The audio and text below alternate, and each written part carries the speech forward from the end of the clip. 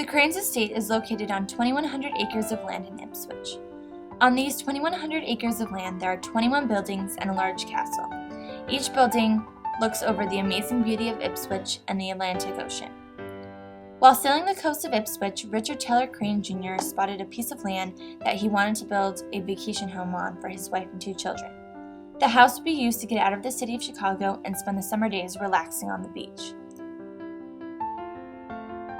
The first version of the Cranes vacation home was built by Shepley, Rutan, and Coolidge. They built the house on top of a hill so the house could overlook the Atlantic Ocean and the woods around it. The mansion was built in the style of an Italian villa.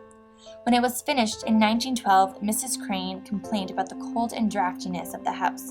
The impersonal feel of the house displeased Mrs. Crane, and she started not to enjoy her stay. Mr. Crane promised her that if she was still unpleased with the house in 10 years, he would tear it down and start again.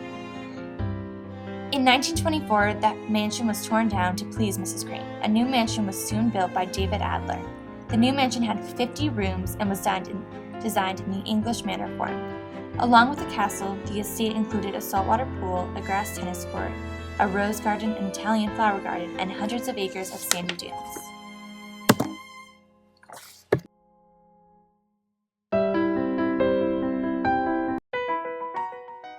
The front hall included a 42-step staircase that greeted guests. The front hall was where all residents entered the house. There were many family portraits along with priceless artifacts on display. The gallery was 63 feet long and 15 feet high. It sat in the back of the house, and its large glass windows showed the beauty of the water. The gallery could hold up to 500 guests and was used for entertaining. The library was the jewel of the house because of its 17th century carvings. The whole room was paneled with English pine. The house itself had 19 fireplaces. The room was used as a quiet room to relax in and enjoy a cigar after a well-cooked meal. Each family member of the Cranes family had their own bedroom. There were 4 main suites. The children's bedroom were identical except on opposite sides of the house. Each room had a sitting area and their own bathroom. Mrs. Crane had her own suite because it was improper for a husband and a wife to share a room. Richard Crane inherited Crane Company from his father. He was the president of the successful company that sold brass fixtures and plumbing supplies. The company moved to being able to furnish plumbing in large buildings and mansions. By the 1950s, the company's sales were over $300 million. The main house had inventions that were new to the time, such as heated towel racks. The heating units were hidden in the windows. In the kitchen, there were heated tables to keep the food warm. The bathrooms in the house were very modern for the time. The exquisite tiling and glass fixtures show the Cranes Company's effect on the house.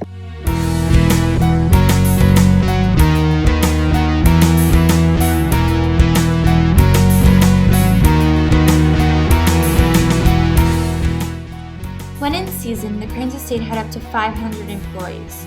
Since the estate was so large, it had so many buildings on it, they needed a large amount of people to maintain everything. Jobs were available as stable workers, gardeners, chefs, maids, and butlers.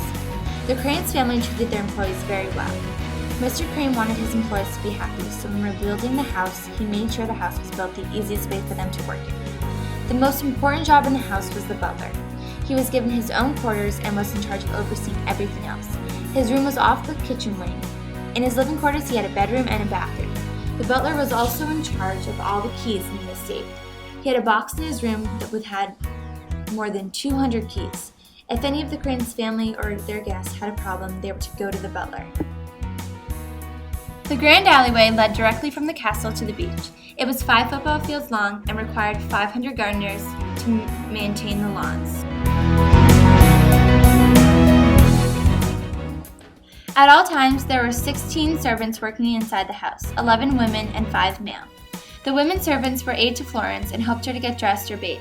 The male servants helped Richard. When the Crane family spent their summers on the Cranes estate, it was very helpful for the town of Ipswich. It gave jobs to many of the locals, and it was nice working conditions. The Cranes estate also brought in many wealthy guests, which was good for the town of Ipswich. The most famous guest was perhaps Woodrow Wilson, one of our presidents.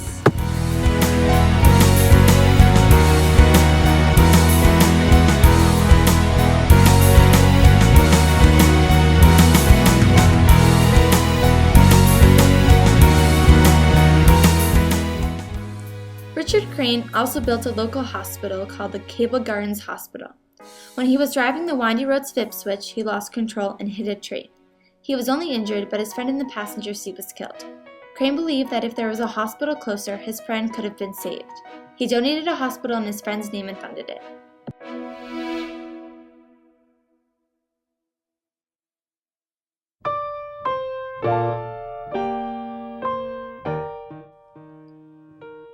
The Crane children, Florence Jr. and Cornelius, were very lonely because of the isolation of the estate with the rest of the town.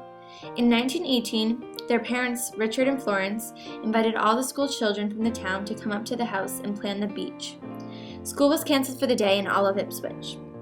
Children arrived to Crane's Beach by boat, where they met with the Crane's children and spent a fun day in the water.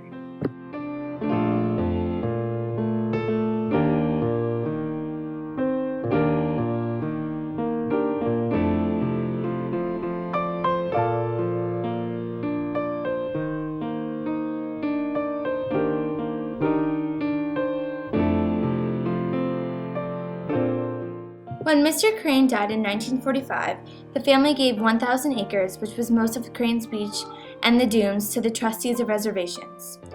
When Florence died in 1949, she added another 350 acres, the Great House, and most of the Castle Hill. 25 years later, her daughter-in-law, Minus Crane, added the 680 acres of the Crane Wildlife Refuge. Nowadays, the Crane estate is visited on a regular basis. Tours are offered at the castle. During the summers, locals vacate to Crane's Beach for a fun day. The castle can be rented out for weddings or concerts. The trustees of reservation works hard to preserve the natural beauty of the estate.